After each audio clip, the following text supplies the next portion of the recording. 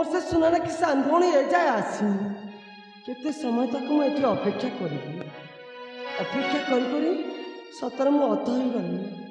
कौन आ करी मु तो अंधुणीटा एत बड़ गहली भर को मुझे पारि तेणुक मोर ये भौणी संगे मोर भौणी अपेक्षा से मुझे बसी दिन काटिबी हाँ हाँ दिन काटिबी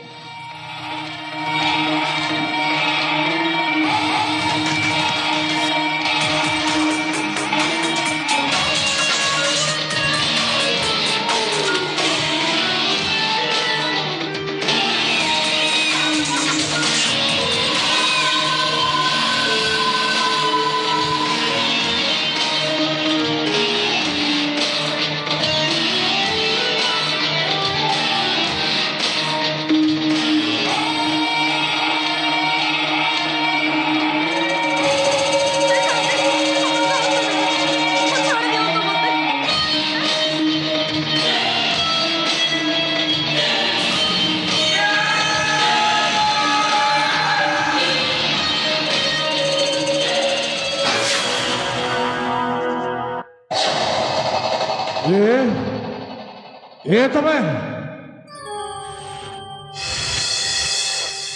किए ए उत्सव देखी आसी जड़े सादा सीधा मनीष नाटा बड़ रुद्र रुद्र भलियार कहले मत समस्त जान हाँ अच्छा तुम ये चुपचाप बसीचु उत्सव देखी न जाई यार केत उत्सव चली भली की भली सामान पत्र आसी बिना बजार लगी जनगहली रही कौन भाई बस कहा अपेक्षा बसीच बाबू हाँ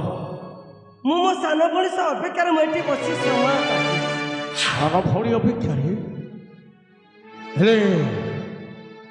तुम ठिकाना कहल मत बाबू सर्वप्रथम तुम ठिकाना कह आपर तुम सान भौणी ना कह बाबू हाँ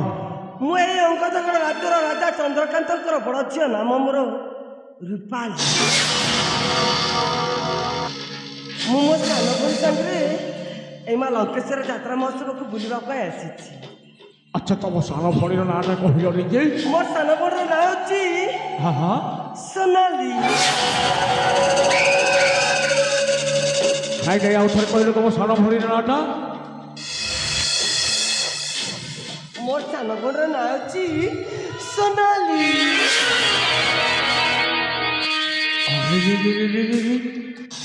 ये हूँ राजा चंद्रकांतर बड़ झी रूपाली जहाँ सहित मोर साक्षात होता से हूँ यार सान भौणी तमें कौन कहला बाबू नहीं नहीं मुझे किसी कहनी अच्छा रूपाली तुम एपट सेपट देखी कथबार्ता करुच अथच मो फाट मो मुह को जाए कथबार्ता कर जे बाबू हाँ मु जन्म काल अंधुणीटा तेणुक एपट सेपट देखी तुम सहित वार्तालाप करुच्ची तुम सत कह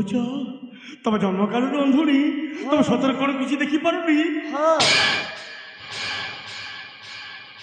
हे भगवान तुम जमारू मनोना करनी भगवान सीना तुमको आखि दिन दे ना हेले तुम यही रूप यौवन बेश परिपूर्ण कर बाबू हाँ तुम गोटे अभद्रमी बोली कहीं मो सहित वार्तालाप कर तो मु कहीं तुम सहित अभद्रामी कथबार्ता कर माने भगवान जहाँ तुमको गठन करी धरा पृष्ठ को पठे ସେଇଟା କୁ ମୁଁ ତମକୁ ପ୍ରଶଂସା କରୁଛି ମାନେ ତମେ କହିବା କାରଣ କ'ଣ ମୋ କହିବା କଥା ହେଉଛି ତମ ଯଦି ଆପତ୍ତି ନଥାଏ ତାହେଲେ ମୁଁ ତୁମକୁ ସବୁଦିନ ପାଇଁ ମୋ ଜୀବନ ସାଥୀ କରି ନେବାକୁ ଚାହେଁ ନା ହଁ କୁହ ତମେ ଗୋଟେ ଅଭଦ୍ର ମଣିଷ ବୁଝି ମୋ ଯୋଗରୁ କରିଛନ୍ତି କି एमती अभद्र रूपाली कहीं एमती हो अरे तुम सेवा करने थे मात्र ये रुद्र बलियार को सुजोग दियो ना हाँ